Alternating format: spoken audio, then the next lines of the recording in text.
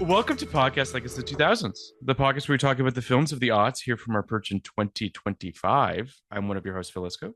You had to think about it. You had I to was think like, I know about this it. when this miniseries is dropping because we're doing this out of order. I'm your other host, Emily St. James, and a fun fact about me Mm. is that I was adopted because my father was a spree killer, and That's I crazy. had to be taken away by the state and put By on a by farm somewhere like a yeah, by a dog. really sweet older couple that you gave a large sum of money to. Yeah, uh-huh. Yeah, That's yeah, how yeah. it all happened. Yep. That's how it all Mhm. happened. With us today to continue our miniseries on Is the dog. Oscar-winning. That actually would be incredible. With us today is just the golden retriever that they found along the way. With us today to continue our miniseries on Oscar-winning Best Director follow-ups from the 2000s is film journalist, podcaster, and producer behind One Heat Minute Productions, Blake Howard. Thanks for joining us, Blake. Hey, thank you so much for having me. It's a real pleasure to be here. This I is love it. really exciting. I was on your podcast, Yeah. For a great movie, A Bigger Splash. Emily, are you a Bigger Splash fan? I don't think I've ever seen it. I think you'd like A Although Bigger maybe Splash. I've forgotten that I have. Like, let's be real. I think you'd like it. But then I went on there. You came on the 90s Patreon. We talked about In the Line of Fire. And then I was like, you need to come on the main feed. And I sent you a list of movies that, we were looking to cover or will cover. And you picked this one right out of the gate. You were like, this is the one. Absolutely. So you saw this in theaters or did you see this? Yeah, look, You don't need to tell the guys, story, guys, but I'm just going to tell you off air. I told Phil just the tip of the spear of one of the truly most world fucking shatteringly embarrassing moments of my entire life that coincides with me seeing Sure. this movie. But yes, I did see it in theaters. Phil, thanks for I asking. mean, it's. I'm not gonna. I can't. No. So, we're so not gonna get to. we don't have to get that. Yeah. But I saw this movie in theaters in Australia when it was like hot out. I think it was in the last sort of 10, 15 years, Australia has gotten much better because there was always like an intentionally staggered Australian release. Either A, people had watched the movie in the States, knew it sucked, brought the stars out to Australia early, 3 months before it was released in the United States, or we kind of always had a staggered sort of 3 months after the thing. Unless, and in the early 2000s, this started happening, things like the Harry Potter franchise, particularly because of its international footprint, it started to be like day and date internationally and figuring out how that would work. And so around this time, because of Sam Mendes, I can only assume how massive American Beauty had been and its impact. It was kind of like, oh, we'll do day and date sort of thing with this one. And it came out pretty much the same time that it came out in the States. I went after school. Oh God. I did have my driver's license. I went with a person. Sure. And I mean, we could say it was a date. It was a date. And and what does anyone know about me, and what would I love to share with Phil knows me a little bit better than Emily. What I love to share with lovely Emily is if you know that I'm a psycho obsessive with movies, I'm the worst movie date in the world. I don't. You want are. to. Yes, that's true. I'm I'm aware. aware. I do not want. If anyone knows, it's Emily. But if you want to make out, I'm not the guy. If you want to get flirty, I'm not the guy. I'm the guy who's like, wow, this Thomas Newman score is killing me. I was just gonna say, like, the movie has your attention, and that makes you a great movie viewer. A bad date and a great movie viewer. So, Yes. I mean, that's what it is. Thank you for making me feel better. But yes, no, I did see it in the theater, and I immediately, I loved it. It's Emily. Did you see this in the theater? I did. And last night I was talking with my wife about it. I Mhm. said, I'm watching Road to Perdition for the show. And she said, Jude Law's in that. And then she said, the lead of that is someone, right? Wow. Wow. Yeah, it is someone. Tom Hanks. Yeah. And like, I remember at the time, like, it was literally, I was just like, my reaction to it this time, I was like, that was nice. And then, like, I forgot about it. Like, there are images from it that are pretty wedged in my brain because it's a glorious movie to look at. I remember the basic premise, which is the Mandalorian, but or Lone Wolf and Cub. I know, but I wanted to make the more the worse reference. That's my role on this show. Baby Tyler Hoechlin is kind of like adorable. Like he is so He's a adorable. little bit of a Grogu. Yeah, he's got a good touch of the Grogu.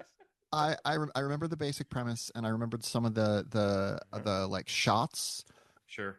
but I don't know that, like, if you had asked me before I watched it to like list 10 facts about it, that I would have been like, and Paul Newman was in it and received an Academy Award like that sort of stuff. Yep. Like, this movie simultaneously had no cultural imprint and had a significant cultural imprint. I've been watching a series on YouTube made by an awful man. Well, no, he's not awful. He seems like He a might nice not be awful. he seems like a nice person. He seems like he's Yeah. very thoughtful about movies. He's just not very good at narrating YouTube videos. He's not. But it's like the premise is, what if there were 10 Best Picture nominees in all these years, and then he picks like 6 through 10, and so many years, at least one of them is just a movie that's been utterly forgotten. And that kind of, like, Road to Perdition hasn't been utterly forgotten, but I don't know that people are like champing at the bit, to No, revive 100%. it. I do wonder if part of this movie's lack of cultural footprint has a little bit to do with, first of all, it's released in the summer is a choice.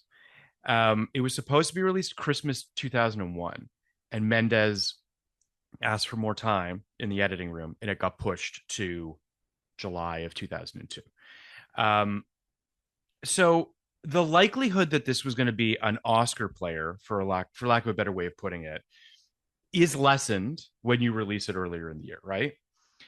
I'm not saying that that's the reason it didn't connect, but then on top of that, you have Catch Me If You Can also coming out in the fall of 2002 as well, right? You have 2 Tom Hanks movies. You have one that is decidedly more fun and directed by Steven Spielberg and has Leonardo DiCaprio in it, and the other is a Depression era gangster movie where Tom Hanks is, and we'll get into this, but like cast against type, we'll just say.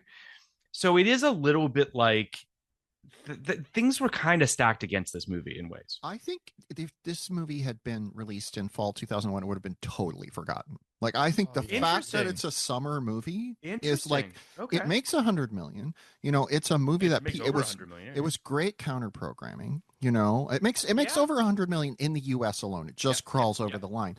And like, it's really smart counter programming in that season. Fall 2001, it would have just been 9/11. Like, people were not in the mood to see something like that in fall 2001. And it would have been blown away by Lord of the Rings as well. Lord of the Rings, A Beautiful Mind, all these movies that were huge hits and were like had a more optimistic tone. I think this movie comes out in either fall 2001 or fall 2002, and it's just totally lost. I think the fact that like it got Oscar nominations, it got quite a few of them, is because it came out in the summer and like it had time to like build a bubble around itself. I mean, so you mentioned this earlier, Blake, about obviously Sam Mendes is coming off of American Beauty. He is toying with a few other projects, very strange ones, but I'll list them for you. A Beautiful Mind, K-Pax, The Shipping News, and The Lookout.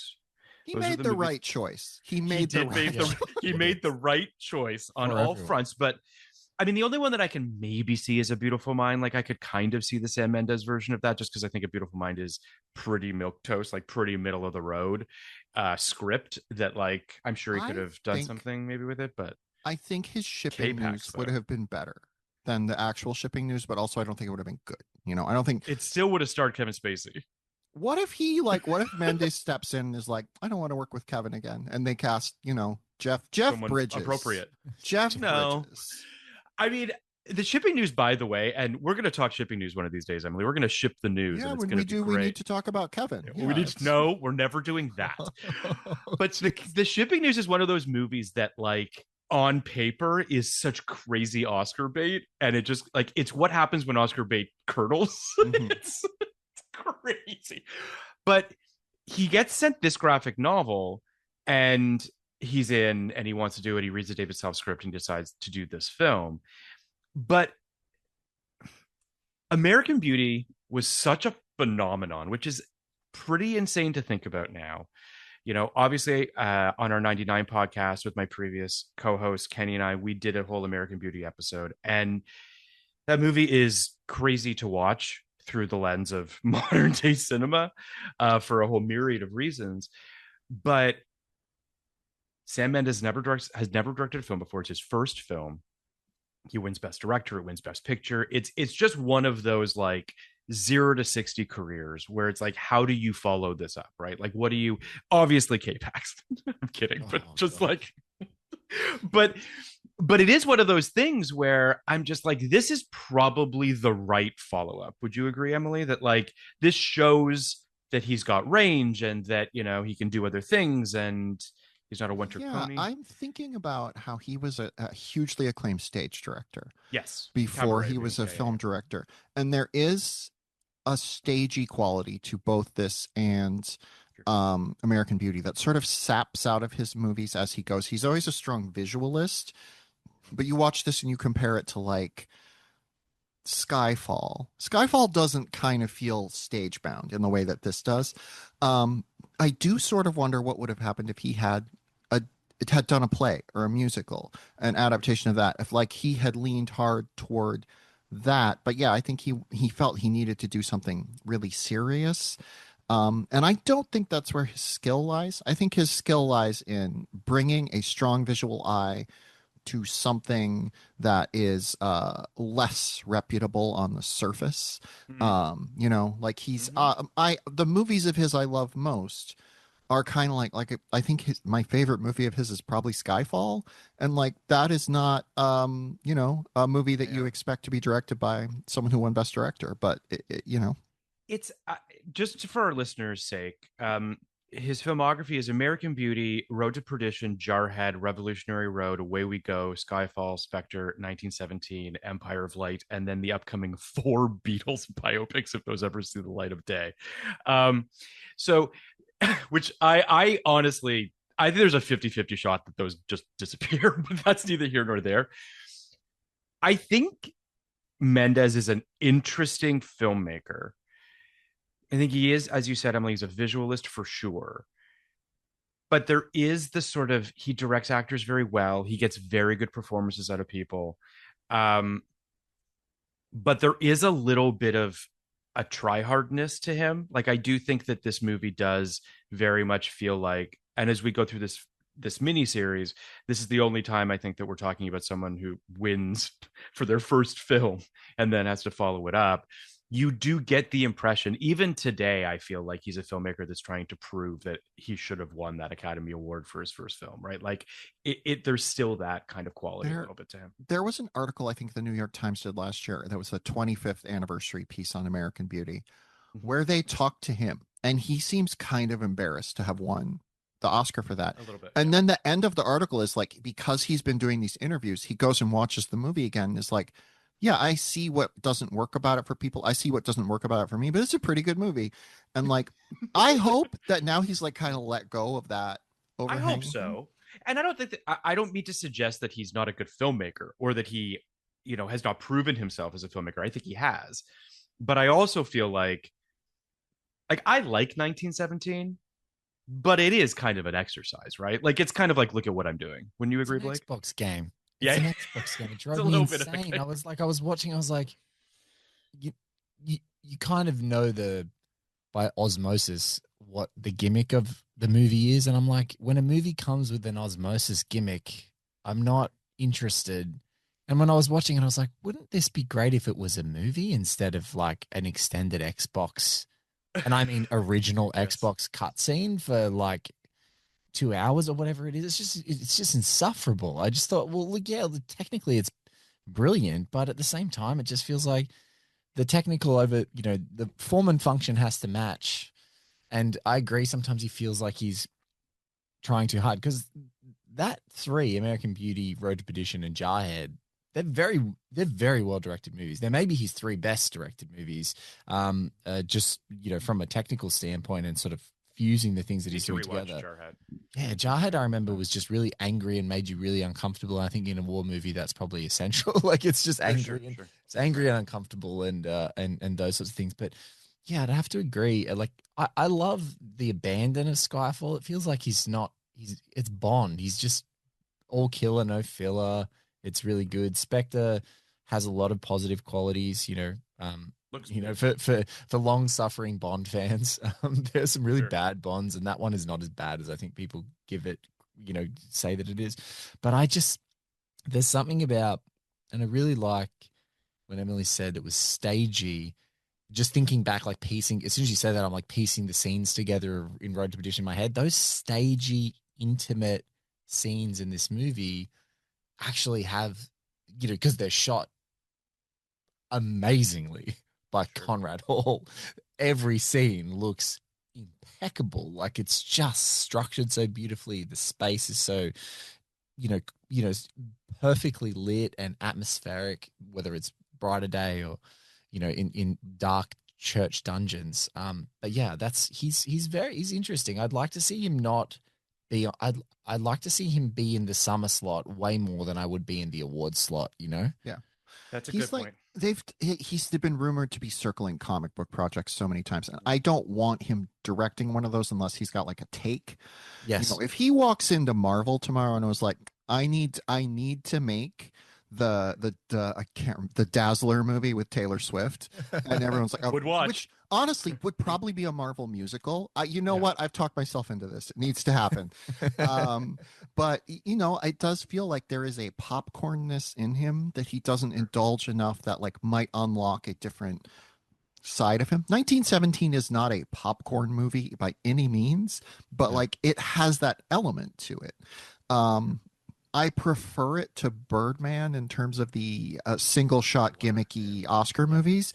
As a movie, Birdman uses the single take thing so much better to like say things that it's trying, 1917 is just like, wouldn't it suck to be in war? Here's 2 hours of that. Here's 2 hours of what it's like.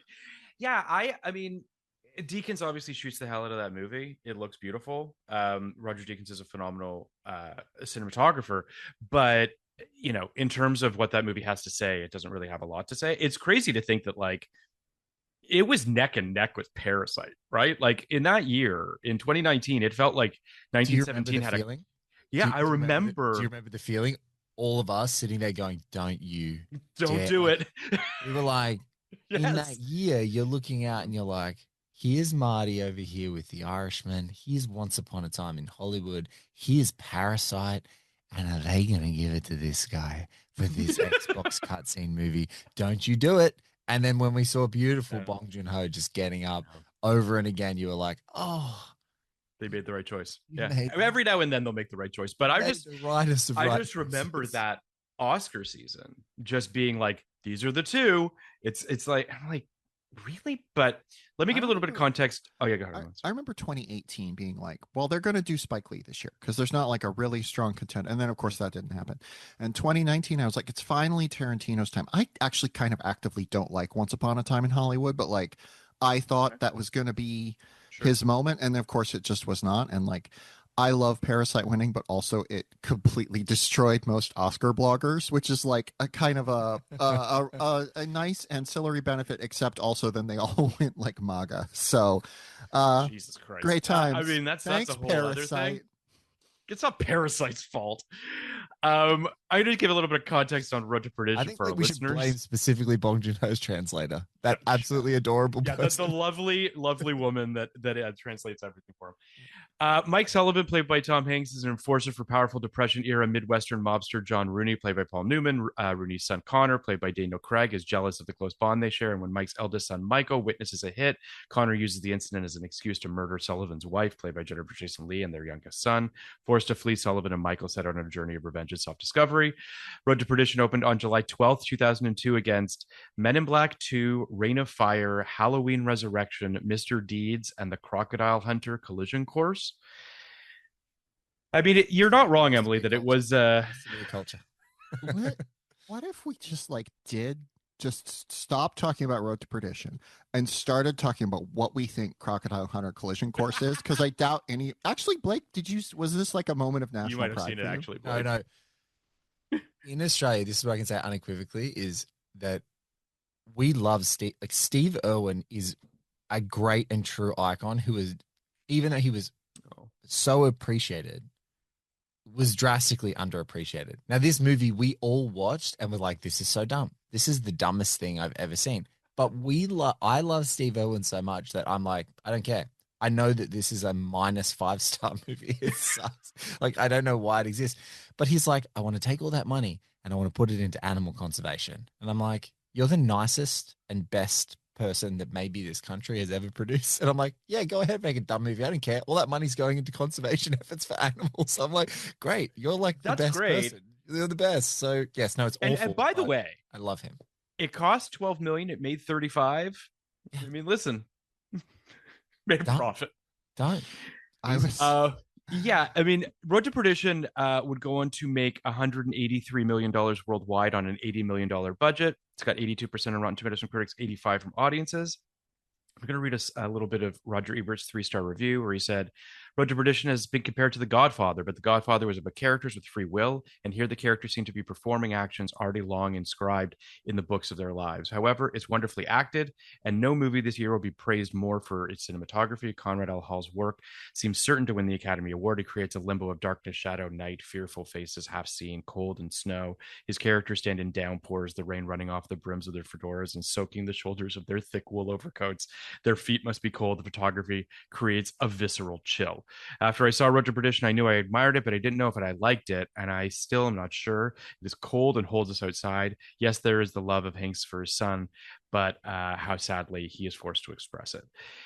Yeah, I mean, it is. There were a bunch of things I was impressed about watching it this time. I haven't watched this in a while. Um, I like that it's under 2 hours. I feel like it's briskly paced in a smart way. I was surprised that Jennifer Jason Leigh and the son aren't killed until like almost halfway through the film. Like I remembered it being a lot earlier in the film and being much more sort of the driving force and the impetus of the movie. And it obviously is for the back half. But I was really impressed by how go ahead. The halfway point is Jude Law's introduction because I was timing it. So like, yeah, they get killed at the 40-minute mark. Correct. Yeah. So I was just sort of like, I was really kind of taken with how the movie doesn't overstay its welcome. It takes its time, but it still feels like it's got its foot on the gas. And yet it's also, a contemplative period piece. Like it is juggling a lot of things, I think, quite well. And I do just very briefly want to talk about the Tom Hanks miscast of it all, because that to me was the thing that I remember the most around the time of its release, and even before it came out, of people being like, am I supposed to believe that Tom Hanks is a cold-blooded mobster hitman? And I remember at the time of its release, I struggled with it more. And part of it now is that Tom Hanks has done so many more performances, and the spectrum of what Tom Hanks in my brain is just much broader. So I think I was able to appreciate this film more under that. And I wonder what you guys thought at the time of Tom Hanks, and whether or not time has sort of helped make the performance better, or if it's held the same for you. I obviously, like, anytime a star does something like this, there are going to be people who are naysayers, but I was like not plugged into that conversation at all. Okay. I watched this and was like, I thought he was good. I don't think it's one of his best performances. Sure. I think it is a good subversion of his America's Dad thing, because he's still kind of playing America's Dad, but what if America's Dad was a Billy Bob Thornton character in Fargo? That kind of vibe. I remember people having so much more trouble with Lady Killers, which is a couple years later, and like that kind of rubbing off on me and just being like, I don't think he's good here, and I wonder what I'd think if I watched it now. I actually kind of think he's great in that movie, but I know what you're saying. I hear you.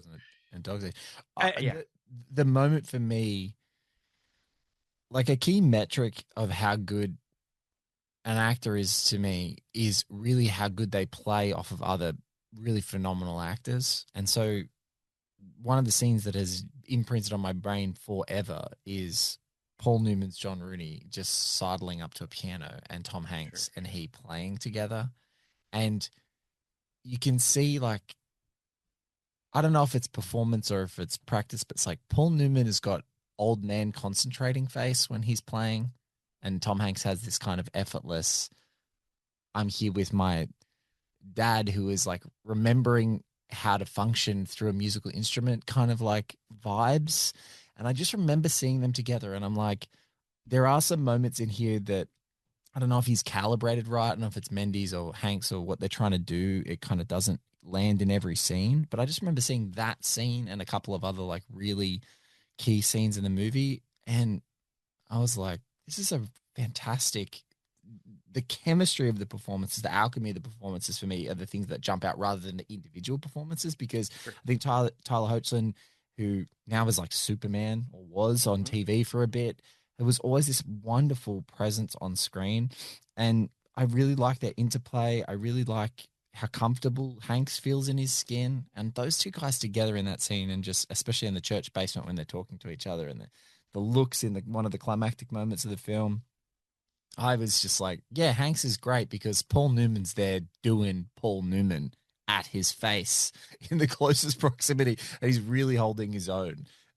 He's not being blown off the screen, and so that for me, and yeah, I have to agree with Emily. I only later found out from my friends who relentlessly took the piss out of me that I like this movie. That Tom Hanks sucks in it. I'm like, what? Like they're like, no, he's just miscast. It's a stupid performance, and I'm like, I don't know. I don't know. He's doing some stuff in this movie. I mean, I didn't need the fake nose.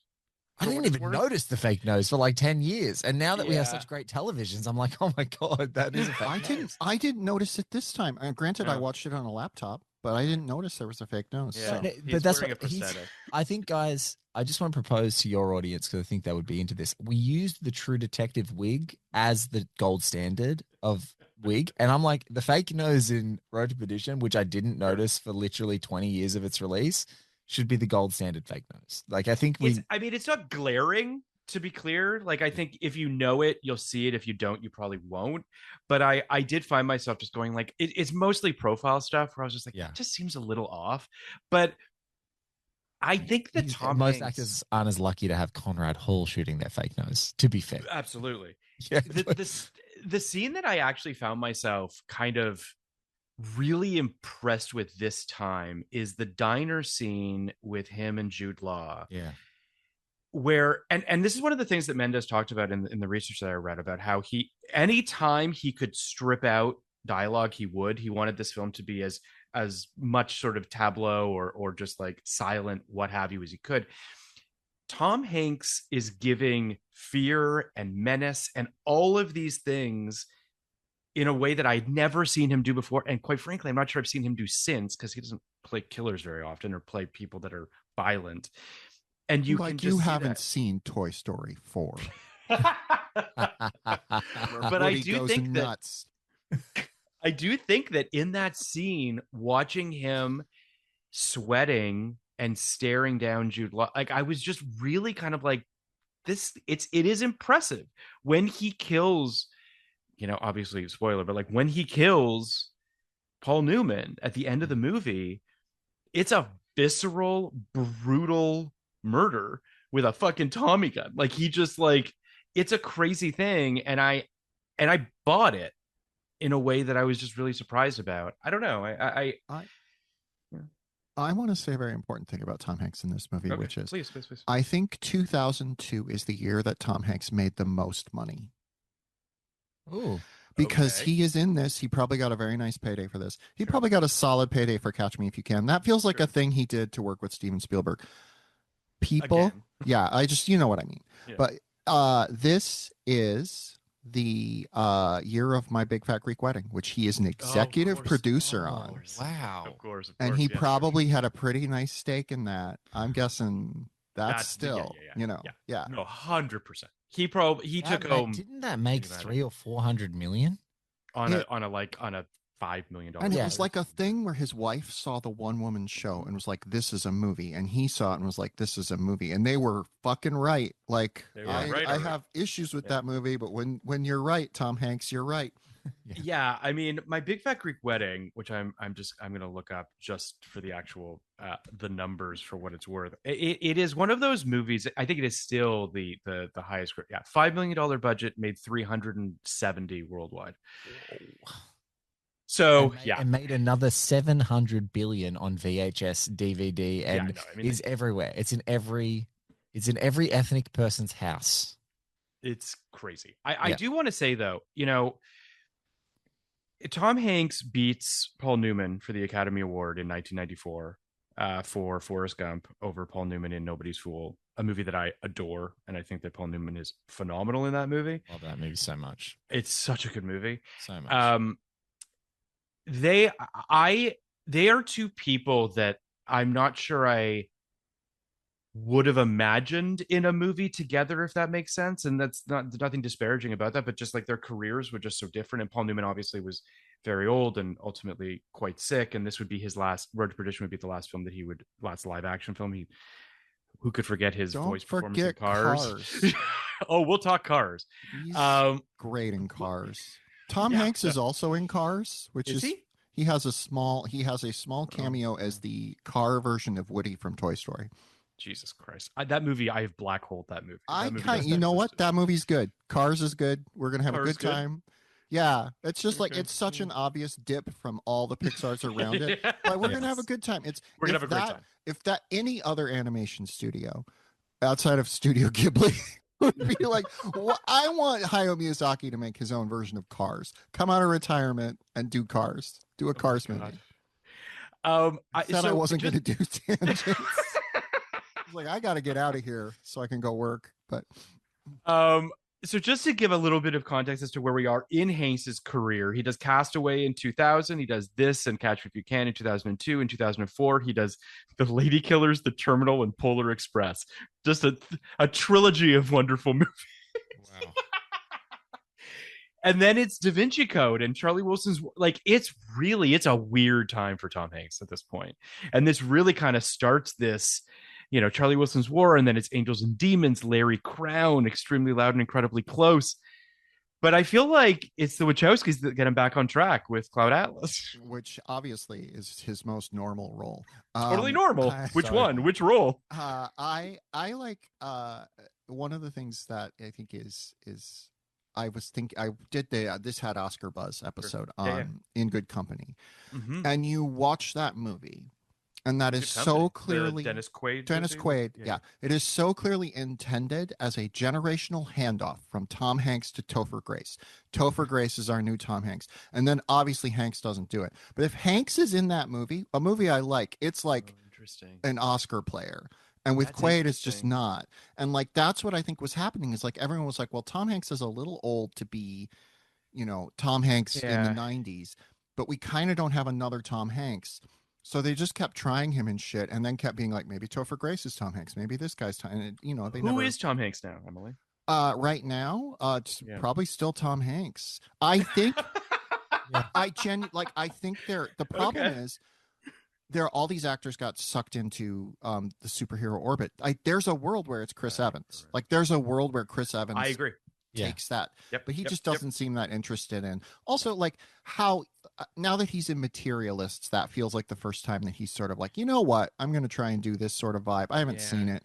I liked it. Yeah, I've heard such wildly divisive things. Yeah. No, people are very divided on it. And but you make a very good point, because like a movie like Gifted, which I think is a really nice little movie that like no one talks about, and whatever. I remember seeing that in theaters actually, and being like, more nice Chris Evans, like, just give me more nice normal. And I wish that and maybe it's because we don't make these movies so much anymore, but still, like, the Tom Hanksness, the America's Dad thing is just not a priority for studios anymore. So we're not building actors in that mode, and it's just a bummer because the thing that reads to North Americans as dad, because I think Canadians also sort of have this archetype, doesn't necessarily read as dad everywhere else. And so it's I don't know, America's Dad is kind of Richard Kind right now. Like, I think that's where we are as a people. I like that. That's good. Yeah. And also, I just want to go back, I always track Dennis Quaid as poor man's Harrison Ford, but also he's kind of a double poor man's with poor man's Tom Hanks. He's a little, because you can totally, like, I now need to go back to Dennis Quaid's resume and just be like, oh, there's the poor man's Harrison Ford, and there's the poor man's Tom Hanks, and he's just like second guy. It's funny because this is the year of Far From Heaven, which we talked about on a previous miniseries, but a great movie. We talked a little bit about the Ed Lachman versus Conrad Hall of it all, because I think Lachman's photography in Far From Heaven is extraordinary, and I think this movie is beautifully shot as well. They're both great films, and they're both great cinematography. But yes, obviously, the role of Ronald Reagan was always written for Dennis Quaid, but should it have been Hanks? Should have been Hanks or Ford? Who should, if Quaid passed, who should they have gone to next? I think Hanks. Ford. Okay, all right. Well, I think Ford. No, because of just the presence, the jawline, they're gonna put some fake hair. Sure. You know, I would like to see Harrison Ford doing the non-Harrison Ford voice, because it feels like Harrison Ford's like, I'm doing this voice, guys. I'm not doing anything else with this voice. And he's been Red Hulk now. So I mean, obviously he could the role play of his Ronald career. Reagan. What if Reagan was Red Hulk? It's like also. What if Reagan was? I mean, but now that is a way better movie. It is. Let's just start there. I mean, it is interesting. Obviously there's a bunch of people. This movie has a top of the line, below the line department. Dennis Gassner does an incredible production design. Actually, he bought the set for the diner himself after they were done this for like $20,000. So he has that diner somewhere. I don't know where. That would be such a flex of like just walking out to someone's back patio and it's the diner from Road to Perdition. It's just like, he's like, I also bought the actor. She was 300,000 and she lives here. I would love if that was just like set up in like an abandoned building somewhere, and like you like, you know, those Urban Explorer YouTube videos. Somebody like breaks in and they find the diner for Road to Perdition, and the waitress is there, and the set decorator's like, "Hi, you found my lair." So I want to talk about Thomas Newman for a second. You alluded to this earlier, Blake. Thomas Newman is one of those guys that has 1 million Academy Award nominations, no wins. He has been nominated, I believe, 11 times. 1, 2, 3, 4, 5, 6, 7, 8, 9, 10, 11, 12, 13, 14, 15, 16 times. So that's a bit more. Yeah. Sorry, my apologies. He was nominated, just for what it's worth, Shawshank Redemption, Little Women, Unstrung Heroes, American Beauty, Road to Perdition, Finding Nemo, Lemony Snicket, The Good German. I can't believe it. That's crazy. That movie straight up doesn't exist. Wall-E, the song from Wall-E, Skyfall, Saving Mr. Banks, Bridge of Spies, Passengers, and 1917. He needs to work with Diane Warren. Yes, they do it together. Yeah, it's like one of these Beatles movies. Thomas Newman and Diane Warren need to write a fake Beatles song. They can do it. They've got it in them. I know it. I really like Thomas Newman's scores, generally speaking. I actually think him losing for this. I mean, American Beauty is also a great. The thing about the American Beauty score is that it became so ingrained in sort of the DNA of a Thomas Newman score that you kind of hear it in everything he's done since. I would have easily given that win to American Beauty. It's the one aspect of that film, that and the cinematography are the two aspects of that film that I'm still like, yeah, that hits.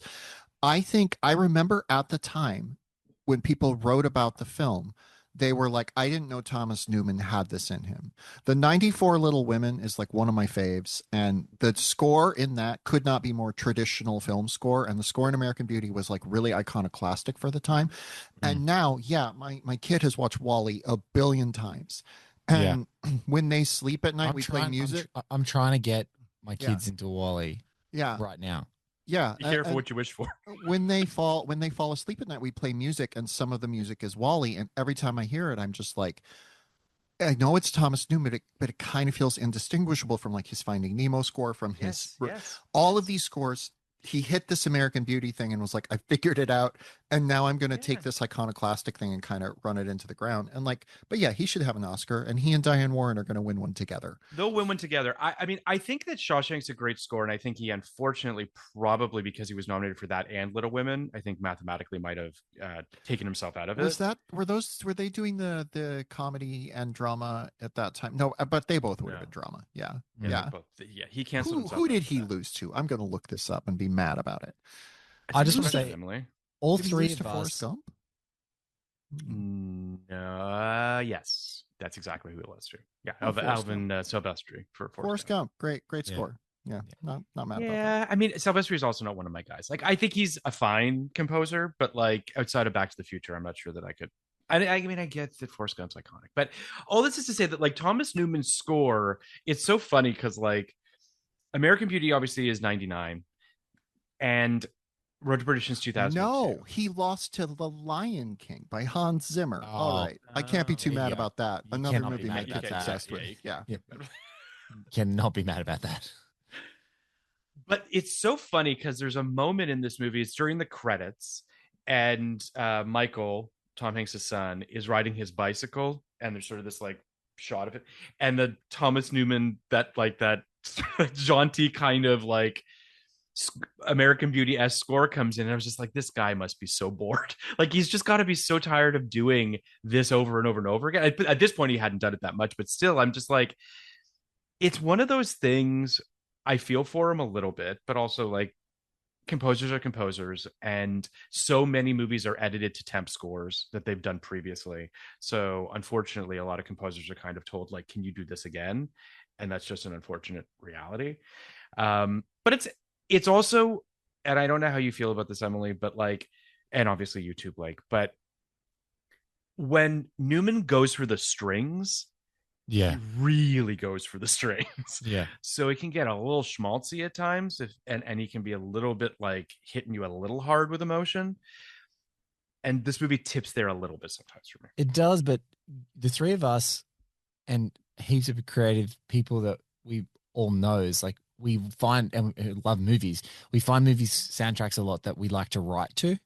You know, we like temp score our own writing or research or concentration. Yeah. I do not do this, but go on. I do this, Blake. So there you go. I listen to pop music.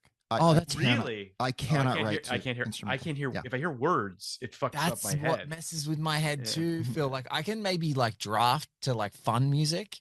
Right now, shout out to one of my dearest friends, Katie Walsh, whose summer jams list on Spotify is just a gleeful thing.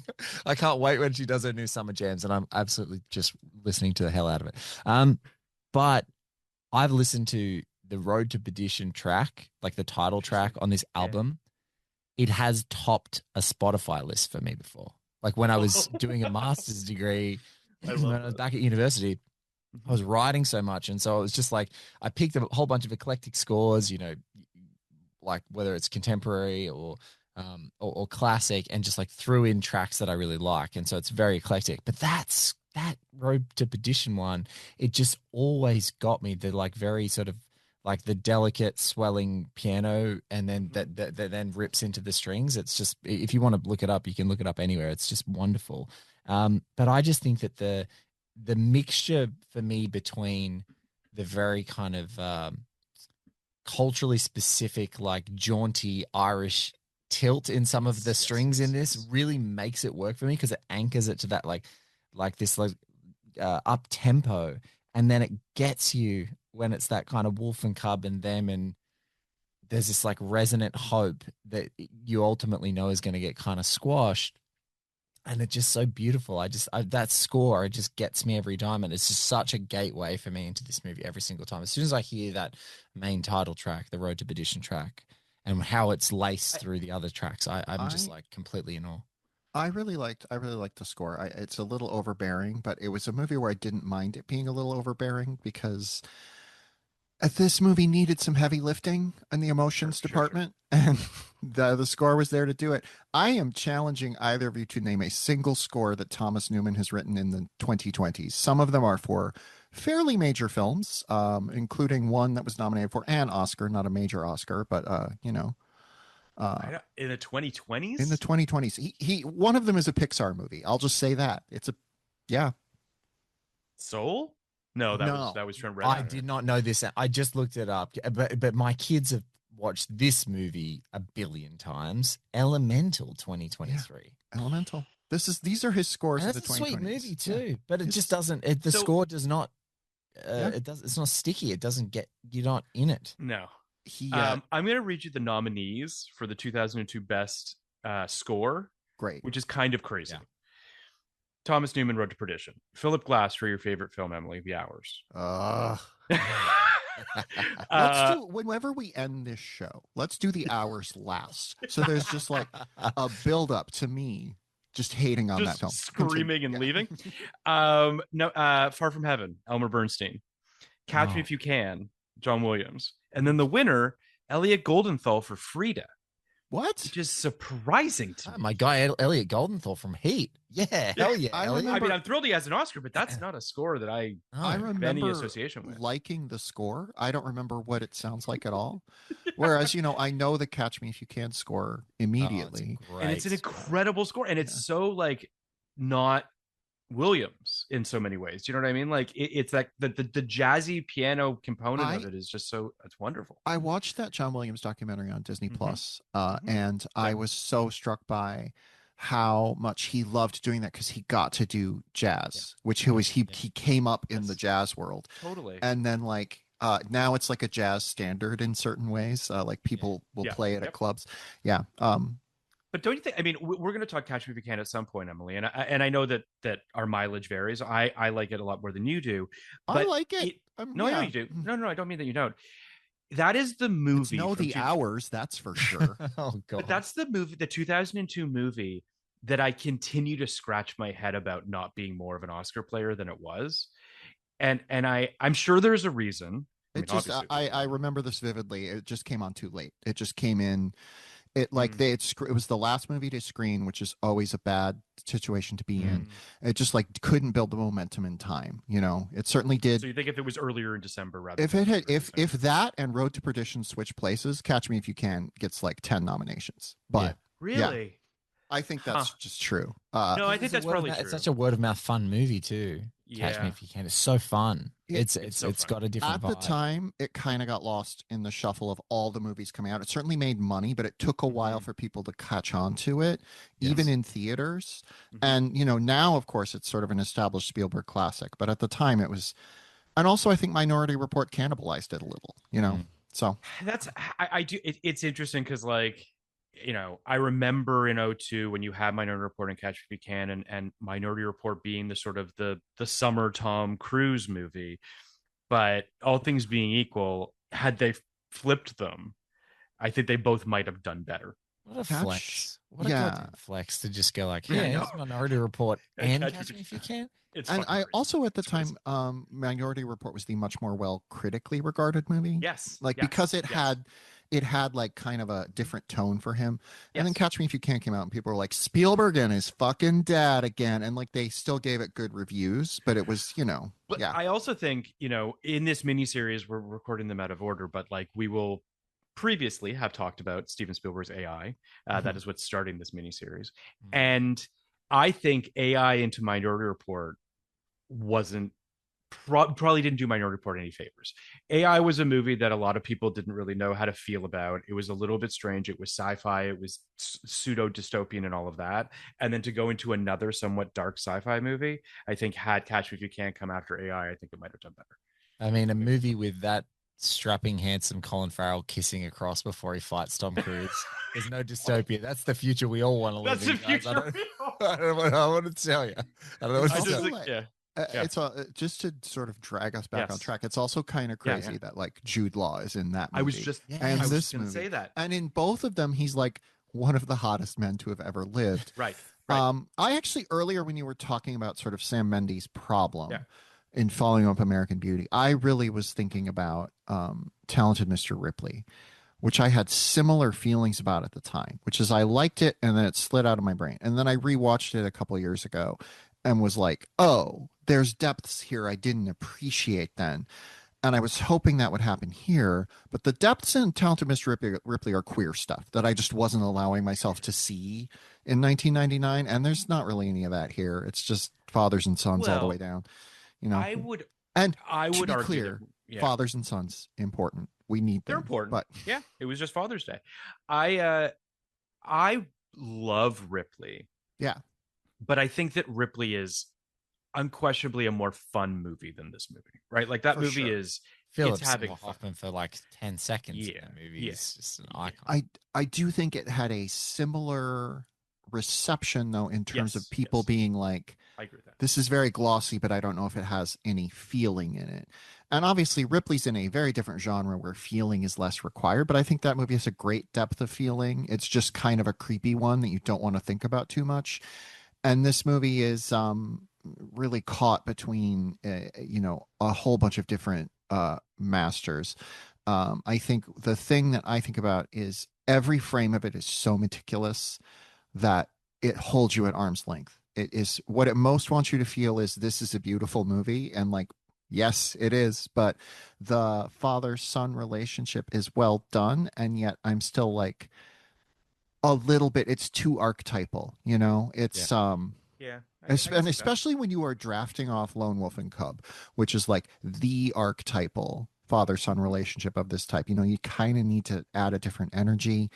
And that's where I think the Tom Hanks miscast thing comes from is he's bringing Tom Hanks energy, and you kind of want like late 2000s Clive Owen, where you feel like he might just start shooting motherfuckers, you know?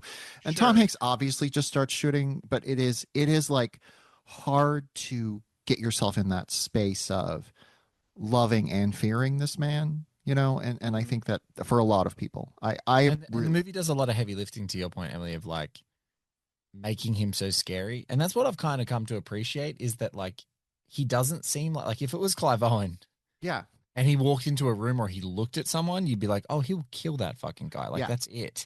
And what was cool is like there's a really charming scene. I want to find the actor's name because I always forget him and he's wonderful. He's the body. He's the guard when he goes to visit the underground Yeah, yeah, club. yeah, yeah, I yeah, can't yeah. remember his name. I'll try and He's find it, really, but really good. really Yeah, where good. he's And he like just he's and like he's like, auditioning, and he's like, yeah, yeah, yeah, I'm a boxer, and yeah. you know, if Mr. Rooney needs any work, like I could Mhm. work for you. And he's Yeah. he's so sweet, and it just plays because Hanks and he are not far away from their own charm, but to see Yeah. the way they're interacting with him, and you know, all of the Al Capone of it all with Stanley Tucci playing Nitty in the Chicago offices, and those you know rough and tumble Italian guys being like, hey, Mike, and everyone being extremely standoffish with him. I kind of like that. It's kind of the same charm Yeah. I get when I watch Godfather Part Two, and there's like the 70-year-old assassin walking around. Like I just kind of I Sure. don't know. I kind of And like, like uh, that. and to be clear, I love Tom Hanks in this part. I think that Hanks's approach, which is very minimal in a great way, and Mendes' approach, which is very maximal, kind of pull in different directions Yeah. in a way that hurts everything. So either you need someone who's more maximal in that role, or you need Mendes to pull it back and make it a little more stripped down. Yes. And that would like make it more tonally cohesive. And I like the movie. I think it's a good movie. It's just like it is one of those movies where you keep being like, yeah, but what went wrong? You know? It's interesting that you brought up Minghella because I kind of see a lot of Minghella in Mendes. Mm-hmm. You know, they have a similar kind of vibe to them. Minghella obviously, you know, passed away too young, and who knows what other films he would have made and what other types of things he would have done. But his stuff was always sort of um, intellectual, but also like sweeping and romantic, and like kind of you know there was just his stuff just felt very kind of ornate in their own ways. I mean, we'll talk Cold Mountain at some point, I imagine, Emily, Oh where my God, I'm Boo. gonna listen to that episode. well, you just heard it. I look forward to it, and Emily just said boo. I So, I have really come to appreciate Anthony Minghella. I've mhm. rewatched all of his work over Sure, the sure, past few sure. years for various reasons. I like all of it a lot more than I used to, except Cold Mountain, which I think is just, you know, it can't get out. A, it has trouble getting out of first gear, and B, it is romanticizing a certain aspect of the Well, American sure. South that I really struggle with now, which That's is to fair. say, yeah, Yeah, Yes. Yeah. absolutely. I just have another great memory of walking out of a theater and seeing like there were in my local theater because where I grew up was about an hour north of Sydney, and so it was like in a big Hmm. kind of mall complex, and you walked out and there were cafes and whatnot outside the theater, and I remember walking out in a big group of people, and these two sort of like old sort of auntie is, you know, if I said aunties, you kind of get what I'm talking about. They were just sort of like Yeah. gossiping as they were walking out of the movie, and they were like, God, I didn't know I was going to see Nicole Kidman get a pap smear in that movie. I was just like, Jesus Christ. I was That's like, an and I, aggressive review of I that was, movie. I was, I haven't seen Gold Mountain, but man, alive, that sounds pretty aggressive. I mean, I want to talk Jude Law for a second here because I do feel like he was one of those guys that Hollywood desperately tried to make a thing. Yeah. And it just never fully clicked. Like audiences just never really wanted an entire movie on his shoulders. I think that I think everyone likes Jude Law. I just don't think he was ever going to be the level of movie star that Hollywood wanted him to be. And I feel like, in '01, he's got Enemy at the Gates and AI, '02, Road to Perdition, '03, Cold Mountain, and then he's in 6 movies in 2004. I Heart We loved Huckabee's all of them. We loved all. I Heart Huckabee's Alfie, Closer, The Aviator, Sky Captain, The Worlds of Tomorrow, and Lemony Snicket. And it's just clear after '04 that he's not going to be what Hollywood wanted him to be.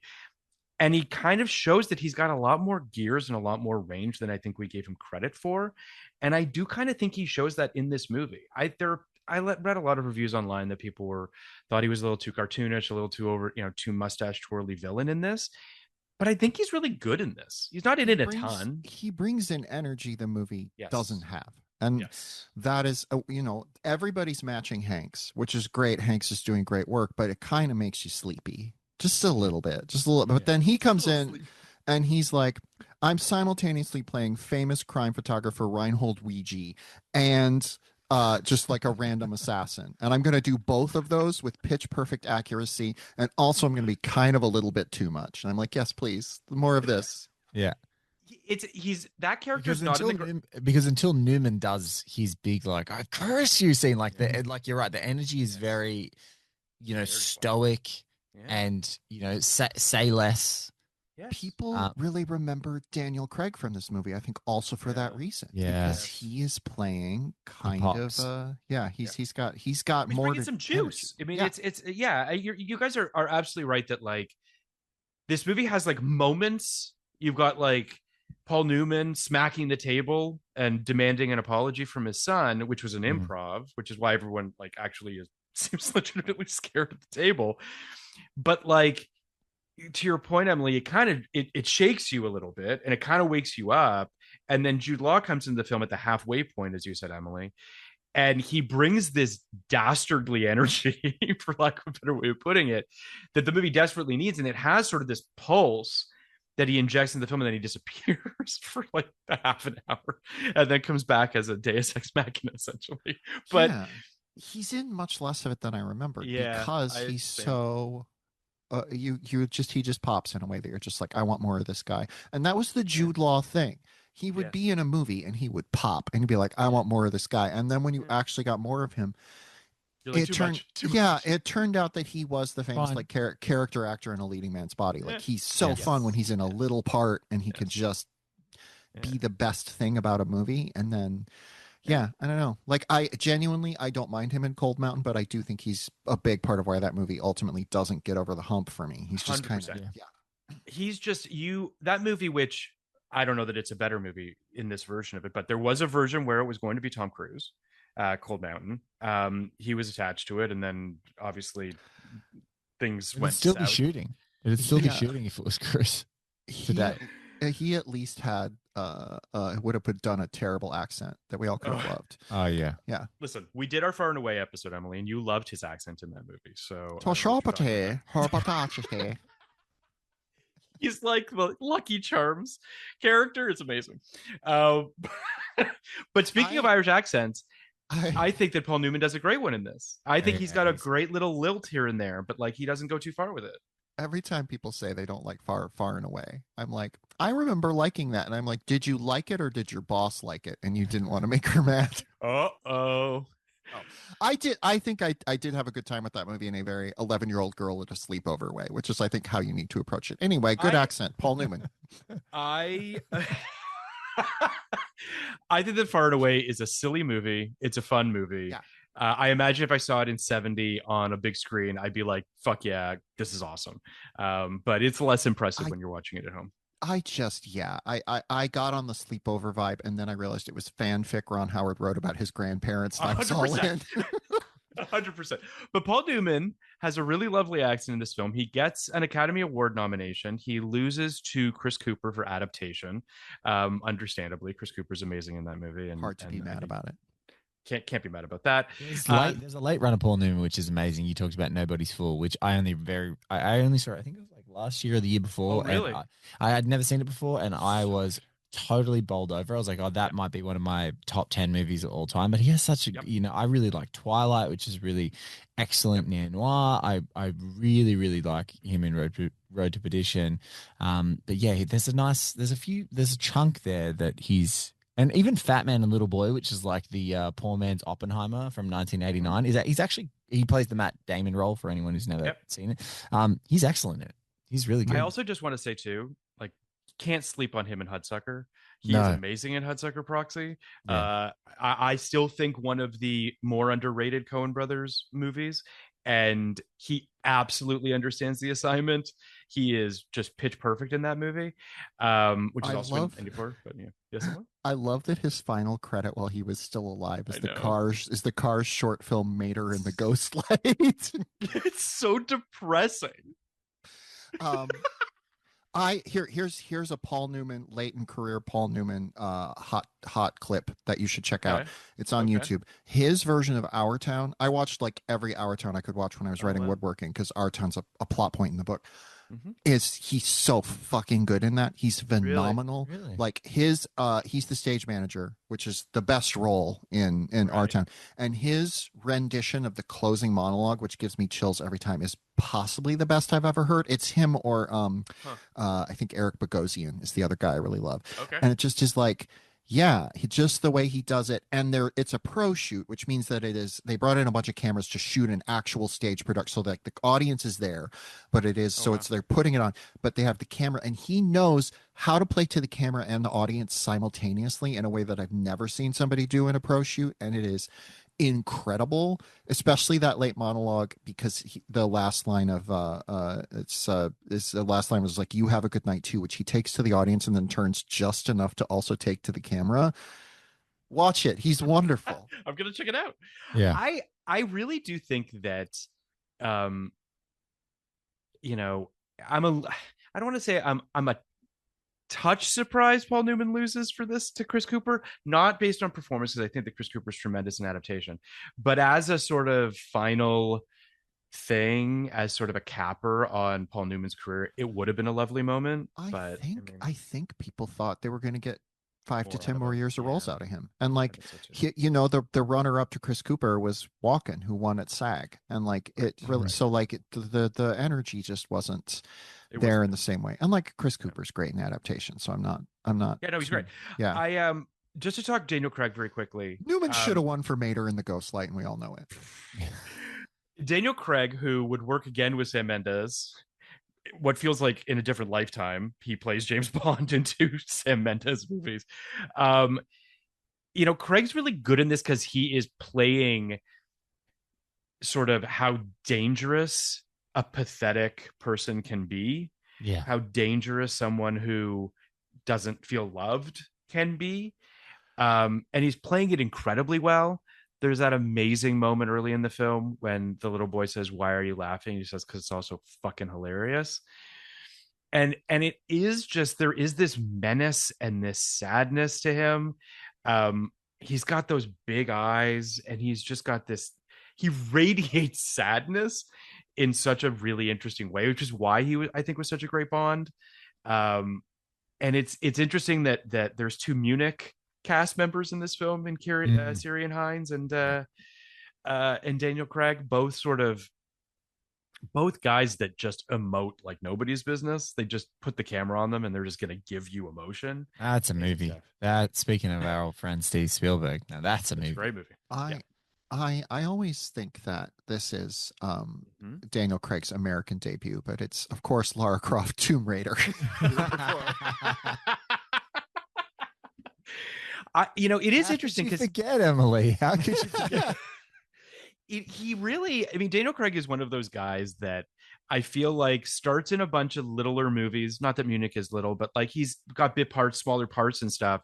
And then he gets the Bond role, which I think was somewhat surprising. He hadn't made much of a name for himself up until that moment. And then he uses Bond to sort of do a bunch of weird stuff and to kind of stretch that a little bit. He uses Bond to get his second franchise role, which is playing a gay Southern detective. Yeah. Well, no, you're forgetting the first one, which is that he goes to be Mikhail Blomkvist in The Girl with the Dragon Tattoo, which I fucking adore. And love him as so a person who did a big miniseries on Fincher, yeah, most of the time Fincher is telling in every commentary track, piece of research, profile, you name it. He's mostly like, this actor kind of sucked. It's like there's two actors. One is Anthony Edwards, who he says is like, Anthony Edwards is one of the best fucking actors in American cinema, TV, you name it. The guy's the best. He's like, I had the best time. Jake Gyllenhaal sucks. Ruffalo tortured him. Robert Downey Jr., insane. Fine. But then you go and do the research of The Girl with the Dragon Tattoo, and he's like, Daniel is an amazing actor. He is fantastic. He came off of in the stream of Bonds, he came off of Quantum of Solace, basically directly into The Girl with the Dragon Tattoo, essentially, just in the way that they were the order or straight out of one of those. And he comes in and he's like, he was just absolutely amazing. He came in, we had to like fix the way the camera was capturing his body because he still looks so ripped. He basically stopped exercising at the beginning of production. But every single thing is how amazing he is. And I'm like, man, Fincher is such an amazing director and has such a footprint. It's like, I'm surprised he didn't get to work with him or try to crowbar him into something later because if Fincher says that you're the best, I mean, obviously then he goes off and does his other great performance, which is Joe Bang in Logan Lucky. And I will hear nothing. He's also great in that too. He's absolutely amazing. He's tremendous. We're talking science here. Seriously. But when Fincher, a guy who holds that much, I guess, peer group sway, saying that he's amazing top to bottom, was incredible, effortless actor, tireless.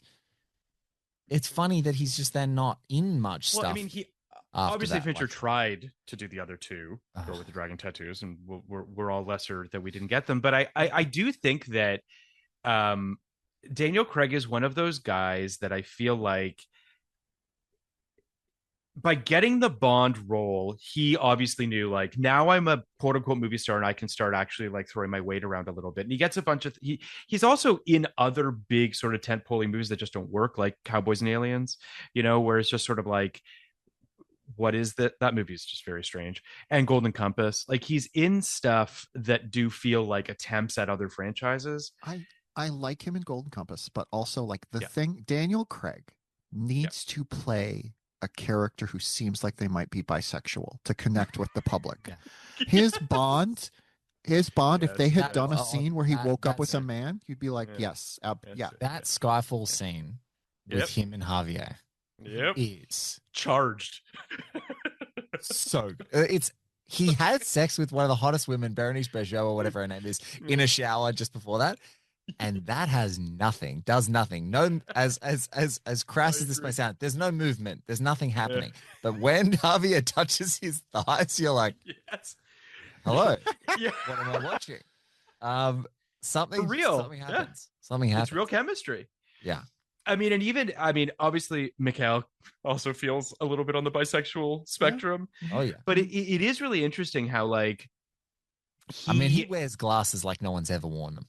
Well, as Mikhail, no one wears their glasses like that. Hung. Although Emily, you should start wearing your glasses like that. He hangs them off of one ear in Girl with the Dragon Tattoo. Yeah, I'm not wearing them. I'm gonna perform it for the guys. It's really kind of like this. There you go. Oh yeah, you're killing it, Emily. You're killing it. There you go. Crushing. Now you're just sticking them in your and stabbing us. But I will say that like it is funny that when he gets Benoit Blanc, or when that happens, everyone makes it seem as though like that's the first time he's ever played like a weirdo. And it's like he's been playing kooks for a while.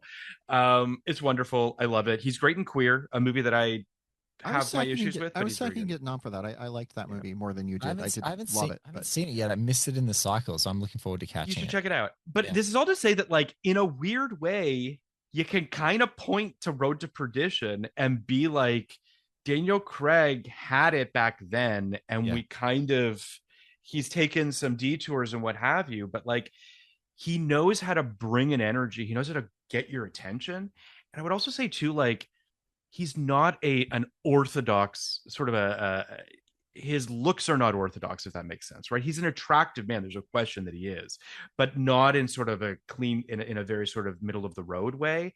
He's got a face, is what I'm getting at. And we generally, unfortunately, in Hollywood, we don't have a lot of faces anymore. Yeah. So I love that about him, if nothing else. Should we do a miniseries called Craig and Greg about Daniel Craig and Clark Gregg? Sure.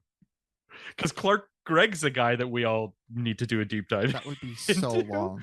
It'd be so long. He's in so many movies. They're both in so many movies. There are so many movies. I do just sort of there are some lines that really jump out at me in this movie that I want to talk about. After Jennifer Jason Leigh, who talk about Bickford Schmeckler's Cool Ideas, a movie that we all remember. What are you talking about? I'm talking about Bickford Schmeckler's Cool Ideas. You made that up. Yeah, that's not even. It stars Patrick Fugit and Olivia Wilde. Also made up people. Well, those are real people. That's just a made up movie. So Jennifer Jason Leigh unfortunately gets nothing to do in this movie. It's sad. She just plays a woman that's murdered. She kind of just it is what it is. But on some level, you're almost like, just don't cast a name in this role. You know what I mean? But one thing I like about Jennifer Jason Leigh in this movie, though, just in terms of playing on their relationship, because Hanks is doing the very stoic thing for Michael. He's not giving much away. I love that she seems like in that wake dance scene, like she's a party girl. Oh my God. Emily has changed her background to the Cool Ideas of Schmeckler's Book of Cool Ideas, the movie poster. Sure. Yeah. Sorry, Blake, you were saying? That's okay.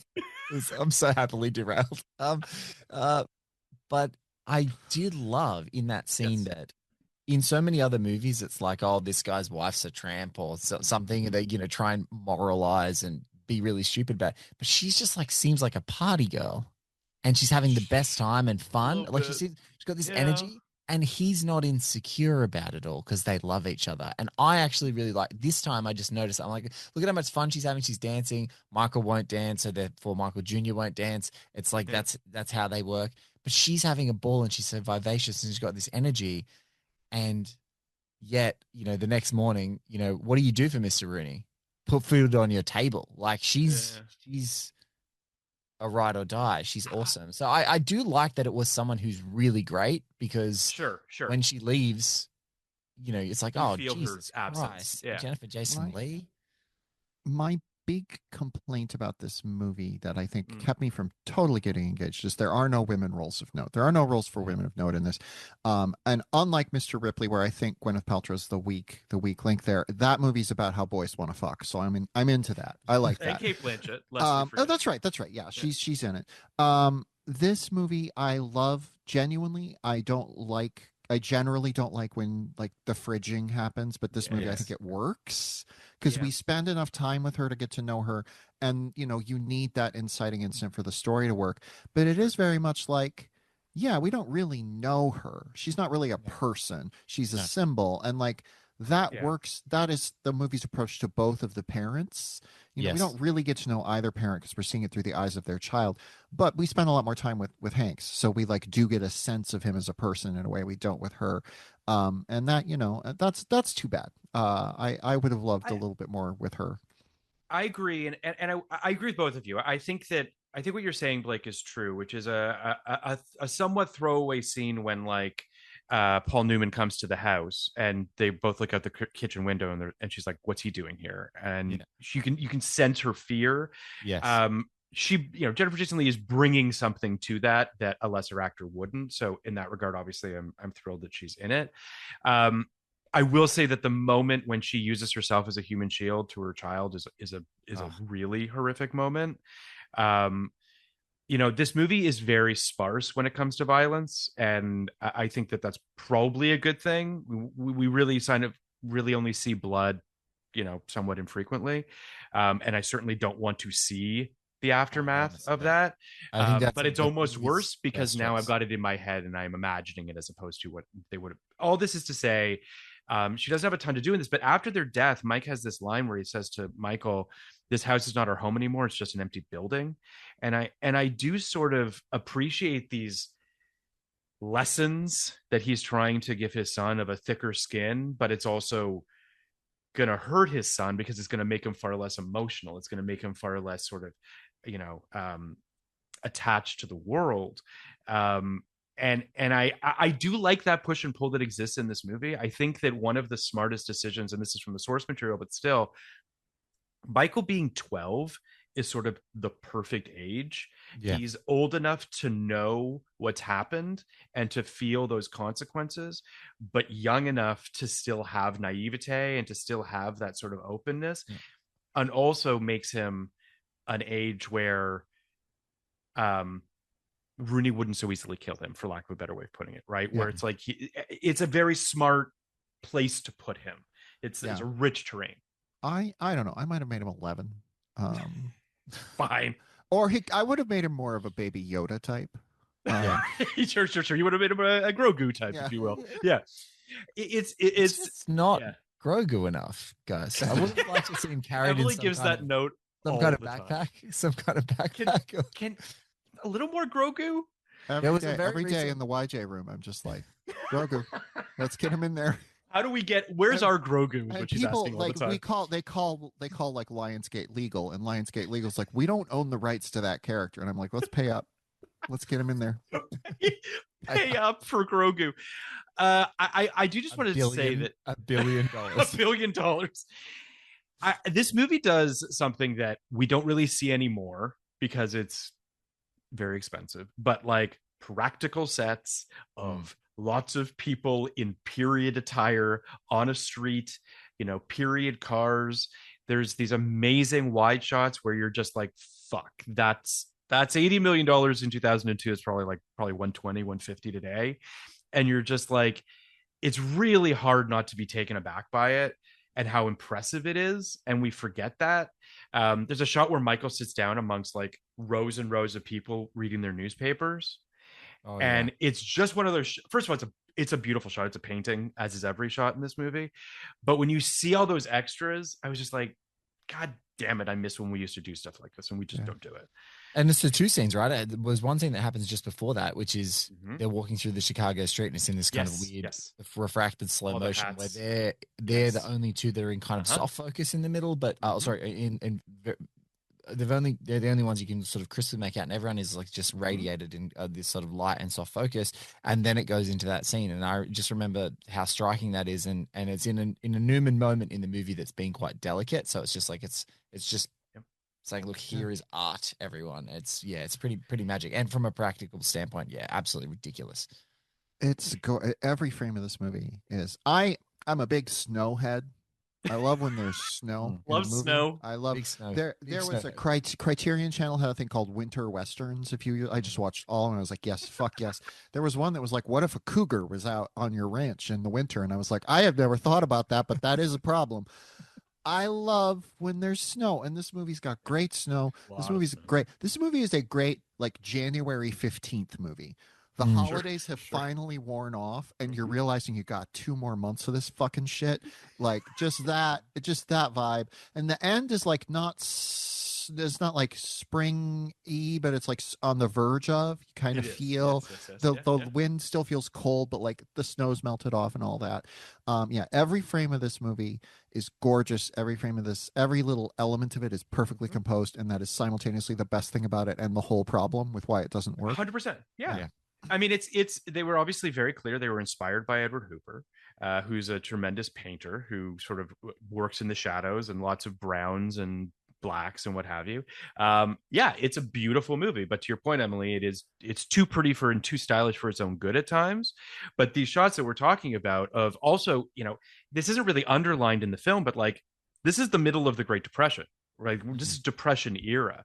So like you're feeling when you have a shot of all those people walking down the street, you have that feeling of people that are just trudging along. Not only that, but this is 31. This is the tail end of Hoover, when people are like, is this ever going to end? We're not even in the Roosevelt era when people are like, well, he's trying shit. It's like we're just stuck here forever. Totally. Yeah. I don't know if you two knew this, but the entirety of Bickford Schmeckler's Cool Ideas has been uploaded to YouTube, and you can go watch it right now. I love that should be our chaos pick. Bickford Schmeckler's Cool Ideas. No one knows what that movie is. I'm still not sure that you're saying words. I'm still not sure either. Blake. This could be just a bit that Emily's built. She just made What this if, yeah, up what if I before the made movie. a poster with like teenage Olivia Wilde and Patrick Yeah. Fugit on it? Yes. I wouldn't put it past you. I mean, you love a bit. I do I just want to say you love a bit. I want to say too that another choice from a storytelling perspective, and again, this goes back to the source material, but it's great for this, is the predicament that you put Michael in halfway through this movie, which is he goes to Tucci, hat in hand, says, "Let me kill Daniel Craig. We can put this all behind us. I'll work for you. I'll do whatever you want me to do." And they just refuse to do it because of Paul Newman's power and you know the respect that they have for him. So you really have this situation where it's like the audience is on Mike's side, but we're also knowing that Mike is barreling towards an ultimate conclusion, which is most likely his own demise. And he's outmatched. It's a great place to be where you just feel like it's him and his kid against the world. And it's a great place to be narratively going into the back half of your movie where you're just like, I don't know how they're going to pull this off. It's great. And it's also such an amazing conclusion for Craig's character where he finally gets permission. He comes back to the place he's come hat in hand begging, and he walks in and just takes the shot and the door swings past. And it's not like a huge dumb fight or anything like that. It's like, here's a killer. Here's a guy who's just in isolation, in essentially captivity, and bang, just takes him out and walks out the door. And it's just it's matter of fact. I really like that part of the movie, which is why we have to get the Jude ex machina at the end. So, you know. Well, it's funny you bring that up because I think what's also great about this death, the killing of Daniel Craig, is that it's juxtaposed with perhaps the most virtuosic sequence in the film, which is the in the middle of the rain downpour in the middle of the night, and this just crazy beautiful oneer, and just the flashes, the light of the Tommy gun in the shadows as he takes out all of Paul Newman's men, is just this beautiful, amazing sequence juxtaposed with him walking into a bathroom and shooting a guy in a bathtub. It's great. I genuinely, I think my favorite moment in the film is the assassination of Daniel Craig in the bathtub. Like the mirror shot, like the door of the mirror, like slowly showing you what happened. There's something about the last 20-30 minutes of this movie that is simultaneously transcendent and insisting to you, do you see how transcendent this is? It's just like unlike any, honestly, there are very few movies I've ever seen like it, where it is like a little off-putting how much it knows it's what it's doing. Like, you know, we know. Yeah, you're kind of like, we know. Just we know. It's interesting because, like, I agree with you, Emily, that the end is perhaps a little overcooked, right? Like it's trying a little too hard to show you all the things that it's doing. You know, if it dialed it back 5%, I think it probably would have been fine. I don't need Mike walking into a heavenly white room that we know his blood is going to be splattered on. I don't know that I necessarily like creepy Jude Law hiding in the corner though. I do too. That's good. And the reveal of the scars on his face is like 10 out of 10. Love it. But I presume that he killed the aunt and uncle. But wouldn't it be funny if Michael's Jr. just stole their dog and was just like, they're probably dead, so I'm going to take their dog. It is interesting because, like, there's another sort of, I would say, I don't want to call it a set piece, but it's kind of a set piece in the middle of the Dylan Baker sequence, who's great in this movie, chewing the scenery like nobody's business. Just the most again, another person who's going over the top, but the movie needs it at this moment. And you have sort of the stock market ticker going, and he can't hear his son honking, and just the shootout that happens between him and Jude Law. And it's a great kind of thing that a great kind of goose in the center of it that you definitely need. Dylan Baker has big bisexual energy in this. Like, you think? He seems like he's in a polycule. Yeah, his eggs not running enough. Yeah, that's code. I mean, there's not much subtlety and unsubtle code. Yeah, I was just gonna say. I was gonna say Mike being like, you have very particular tastes is not a subtle dig, but I just very quickly, just the father son relationship in this movie, which is obviously sort of the spine of this film, and the way that they slowly open up to each other, and the softness that happens between them, that the lovely montage where he's like, I need you to learn how to drive so you can be my getaway man. Yeah. And the music and the robberies and seeing the son get better and better at driving throughout it's just, it's good stuff. Like, it's just, it works. Yeah, I love that. There's a really fun shot where he's standing out the front of, I think it's the first bank, and the car just like Just creeps into frame like like glacially slow Austin Powers like roller pace, and he's like, "Don't rush," and then he just gets in the car. I'm like, "That's good. That's good." There is there's a scene they have that I genuinely think is great because it is such a father son thing. When Michael says, when do I get my share of the money? And Mike says, how much do you want? Michael says, $200. Mike says, okay. Michael says, could I have gotten more? And Mike says, you'll never know. You'll never know. And there is something really fun and playful about that. It's one of the first moments we get of like the father enjoying the son's company and having like, and then later on having that really lovely scene of after Mike's been shot and there's sort of this recuperation period, and for the first time, like, he's actually seeing his son as a person, I would say, and vice versa. And they have that moment when his son says to him, like, did you like the younger brother more than me?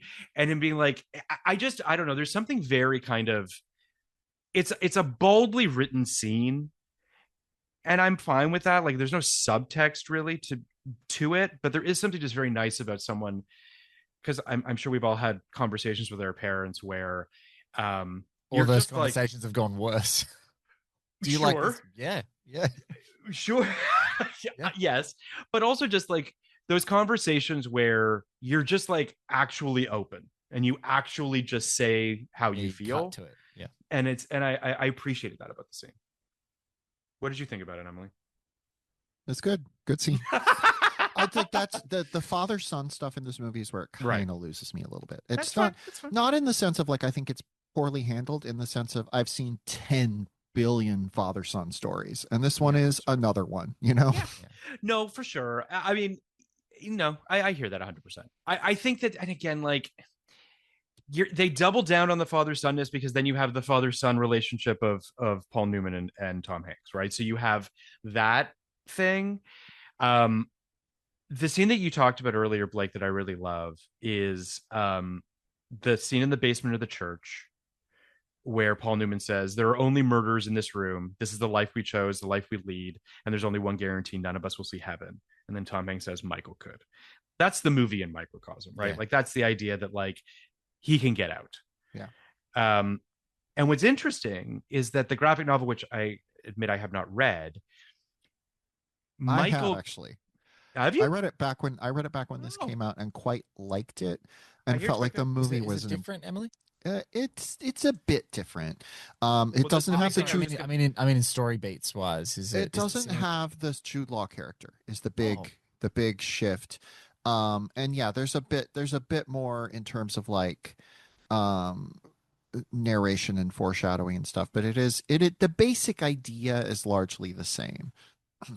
It's what's interesting is the end of the movie and the end of the book are different in a pretty significant way, which is that Michael does shoot someone at the end. Mm-hmm.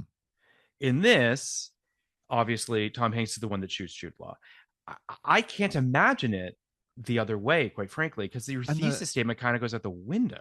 The graphic novelist at Max Allan Collins was like kind of upset about that change. I know, because but in the graphic novel, it's being narrated by adult Michael Jr., who is now a priest. Yeah. And so that adds a layer where you're like, oh, he did this one thing and now he's trying to atone for it. And this movie doesn't really have space for that. No. You know, I'm fine with the narration being him as a child. I just want to confirm that Bigford Schmeckler's Cool Ideas exists. Yes. Mm-hmm. And the poster, here's the problem. You've signed up for it now. You don't know it, but you're going to be the guest. Never. I can't believe this. Listen. Okay. All right. One night during a loud toga party, his book. So I'm not going to read all this. I'm just going to read this single sentence. Okay. Sarah becomes enamored with the writings and experiences what she calls braingasms. Braingasms. Okay. I'm friendly with Chris Weitz, and he is one of the producers on this. Should I just cold email him? Yeah. Yes. Bickford Schmeckler. Let's Come do on, it. let's talk. Anyway, I think that the end of this movie works, even if it seems relatively telegraphed that this old couple that never had children is going to adopt Michael earlier in the film. It works as an ending. It's got a nice bow on it. It works. I almost didn't need the narration. I'd kind of forgotten. I think that's a funny thing that happens with your brain. Sometimes you forget when narration happens in movies when it doesn't really resonate with you and you revisit. And I just think that some of the images of him just pulling the car up and walking with this dog that he stole from his aunt and uncle, which I'm now going to believe, thanks to Emily, is when he's walking up to the house. It's like, that's enough. Like these people are painting their house. Thomas Newman's score. You do not need any narration heavy lifting. Obviously that established that it was going to be the device that they're going to use. But I'm like, I don't think you need it. That image at the beginning of the movie is so powerful.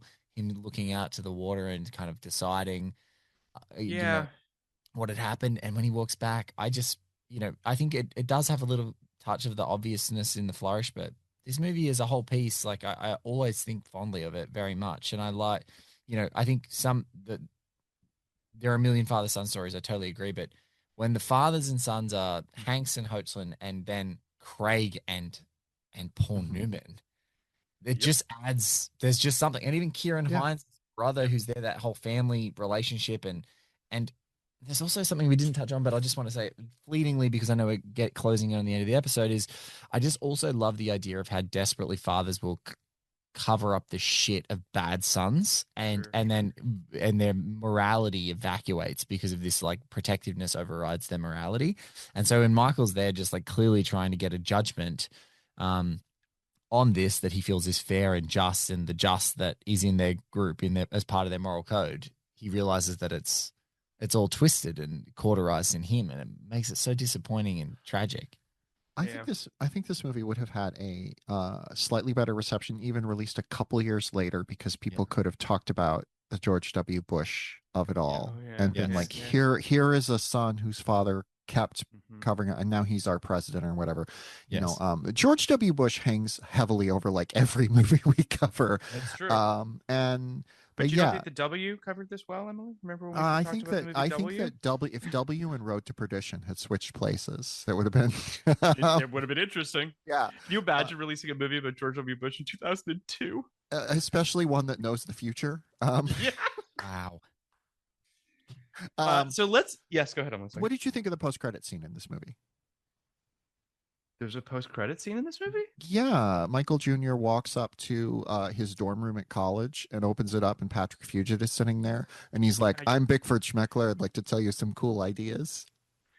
Anyway, moving on. We rate movies on our podcast, Blake. We rate them from 0 to 99, 0 being the lowest, 99 being the highest. And we try to do a rating of when we saw it the first time and now when we've seen it, to see if there's been any changes.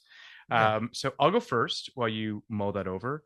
In 2002, I probably would have given this film like a 70 is probably where I would have been. I liked it. I didn't love it. I think I was really taken with the look of it and the style of it. But as I mentioned, I think I struggled with some of the Tom Hanks stuff, and the movie just kind of didn't totally hit me. But I've really come around on it. I think I'm now like at an 82, I'd say 80, 82, something like that. I think it's a movie I really like when I'm watching it, similar to what you were saying earlier, Emily. It doesn't stick with me per se. It's not a movie that I think about particularly often, but when I do sit down to watch it, I quite like it. So that's where I'm at. What about you, Emily? I would say in 2002, I was probably at like a 75. I probably would have been like the Roger Ebert score 3 out of 4 sounds about right to me, which roughly corresponds to 75. I'm just like a touch down now, but not in like a real way. Like I'm not like sitting here being like I've had my opinion shift on this movie dramatically. I enjoyed watching it more than I thought I would, and I forgot it more quickly than I thought I would. So I'm going to say 71. I think it's a Okay. very good movie. I will watch it again in 20 years and be like, that was really good, and then forget it. So Right. Maybe the same day. yeah. Blake, what about you? What were you in '02 and where are you now? I think at '02, I'd probably say like I was a strong 80 because it wasn't like it Mhm. didn't it wouldn't explode into that like high upper echelon, but I Sure, sure, really sure. really enjoyed it and had an impact on me, and I thought about it a lot. And I think now maybe because I'm older and I just look at the Paul Newman of it all, I'm like it's easily up in the maybe 85s or 86 or something. Sure. It's not quite in that upper echelon, but I just I think my friend Walter Chaw, who's a phenomenal film critic, he talks about like where a movie you can only like appreciate a movie if like if it breathes for you, if it's alive. Otherwise, Sure. if it's dead, our job kind of is to exhume the corpse, which I think you guys are going to do in Bickford Schmeckler's Cool Ideas Pod. But when I watch it now, there are so many moments that I feel like this movie has such life. It really is alive for me. The score, individual shots, these painterly Conrad Hall scenes, the Paul Newman and Hanks on the piano is Sure. exultant. It's also fucking hysterical. There's just so much life, and there are dips because it doesn't maintain the quality, but those Mhm. jolts are like getting for me, are like defibrillators. They just like it just Totally. gets me in my movie watching happy place. See, I really am fond of this movie. I love it a lot. And yeah, I probably actually would be like a 50 based on my own personal embarrassment the first time around. But now let's just say it's an Let's say, yeah. 86. Sounds 86. great. Next week, we're talking about a film that I imagine you probably quite like, Blake, which is Steven Soderbergh's Ocean's 11. Sublime. Um, do you have a Wait, how are we talking about that after this? Because that came out before this. That's Christmas 2001. This is summer 2002. I don't know, Emily. This is the order that you sent me these in Oh, the I when we were probably doing screwed these. that up. Switch it around. Whatever's after Oceans is what's next. Okay. Are we sure? This Okay, is hold on. literally the first one we're recording. This So is if the it, first yeah, one we're so recording. So whatever I'm happens, yeah, I happens. mean it's fine. We can what The Missing? Yeah, that's right. The Oh yeah. Missing, the Ron Howard film, The Missing. Ron Howard's The Missing. I've never seen it. Have you seen it, Emily? Yes, I saw it in theaters. I I saw it in saw it theaters too. opening night. I saw it opening week. Did you guys like it? I No. remember enjoying it. I remember thinking it was good and not like It it was was. fine. Yeah, it was It was fine. a movie. My person I listened to on all things film was David Poland, and Okay. he loved it. And I was like, "This is the next big thing, Libby. We got to go see it." We saw it opening night, and she was like, "That was kind of bad." I was like, "It's fine," and I haven't thought about it since. Um, Well, we're gonna do an episode on The Missing, Great, and it's gonna be great, good for and I'm us. excited to watch it. Good for us. It is a movie that I do often. I don't want to say I think about it because who thinks about The Missing, but it's a You movie evidently. that it is a movie that I've often seen, box art for or stuff, and been like, yeah, I guess I should watch the Ron Howard, Kate Blanchett, Tommy Lee Jones movie someday, and And this is that's happening. it feels like the movie you see the poster for in the background of a scene in like a prestige TV drama. Yeah, Like yeah, they go to yeah. a blockbuster and there's just a missing. That's what this movie feels like. Blake, will you tell people about your podcast so that people can listen to them? Yeah, look, I'm insane. I obsessively deep dive on movies. Just go to One Heat Minute Productions. You can check out everything there. The One Heat Minute was our original show, which is unpacking Michael Mann's 1995 crime masterpiece.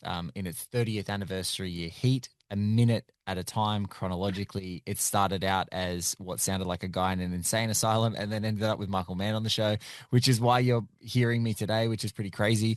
Our next show, which I'm super excited about, which I'm really in the depths of producing right now, is The Minsider. So going back to what I say to people is my favorite Michael Mann movie when I watch it. My friend Bill Gerberi and I talk about There's like Michael Mann Quantum Mechanics, where somehow every movie of his that you watch is the greatest movie ever made of all time, but only his third best movie. Happens when you watch Mohicans, Miami Vice, Thief, those things. But yes, I'm really looking forward to that. And that's going to be a really stupid undertaking where every single of the 20 episodes is produced like a 60 minutes episode. So very excited to share that later in the year. That sounds very good. I'm excited. It's going to be amazing. I have no doubt that it's going to be amazing. Can I share something exciting with the people of your audience for maybe as a tantalizing teaser? Yeah. Usually when I do my show, just behind the candelabra, as it were. But what I get great film critics, writers, people I know who are interested in that subject, and I start building the show out, and then I try, as we do, as you guys will do with Chris White's for Big Fish Schmeckler. Is I reach out to people there, but I've done it on the inverse this time. So far, the first recorded discussions are Lowell Bergman, the real Lowell Bergman, will be on the show, and Billy Goldenberg, the great Academy Award-winning editor of Heat, The Insider, Ali, Argo, Town.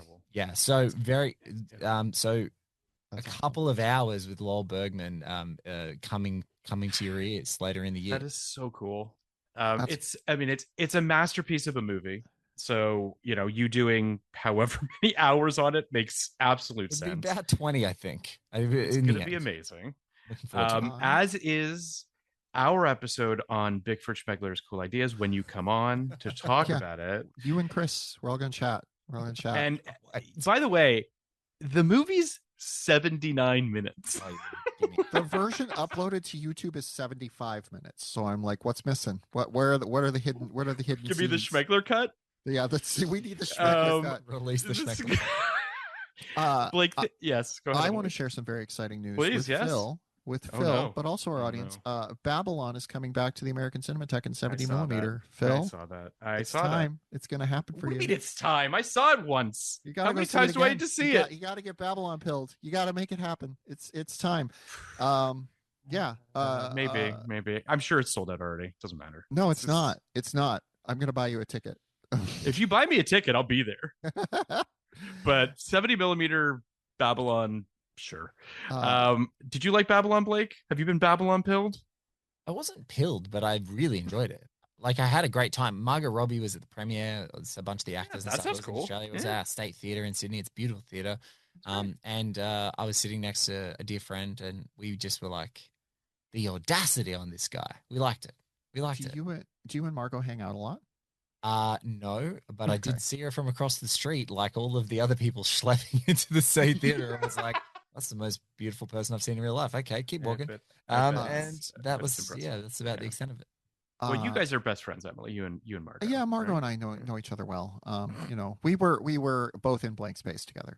What is this Blank Space movie that you've concocted? I'm trying to turn into a recurring thing. It's to Blake, because you haven't heard this episode yet. In our I'm Not There episode, I came up with a I'm Not There movie about Taylor Swift, in which I play her queer essence, and it's called Blank Space. Timothée Chalamet plays her capitalist avarice, and I guess Margot Robbie should play her folklore era. I think that's going to work well. It's just her in a cabin somewhere. I'm casting. Have you seen I'm Not There, Blake? I have seen I'm Not There. Yeah. So it all makes sense to you what you just said. All of that just totally tracks. It completely tracks, and it's. Emily's imagination is just it's boundless. And the poles of Emily's taste everywhere. There are it's wonderful. Can I say one more thing before we wrap? Yeah, absolutely. By this time, a delusional homeless man nicknamed Spaceman has found the book and becomes convinced that Bickford can free the extra dimensionals living in his head. This movie sounds good. That's just a taste. Just a taste of things to come. When did this movie come out, Emily? What year did it come out? 2006. Okay, great. So it will be covered on this podcast at some point. Absolutely. I love that when this episode is released, I am going to say in the description of this episode that we cover various topics, including French Schmeckler's Cool Ideas. Oh, God. So good. Blake, thank you so much. This was an absolute blast. Well, welcome. This has been a thank you, Blake. Real treat. Thank you. We can't wait to have you back in the future. We'll talk soon. So Bye.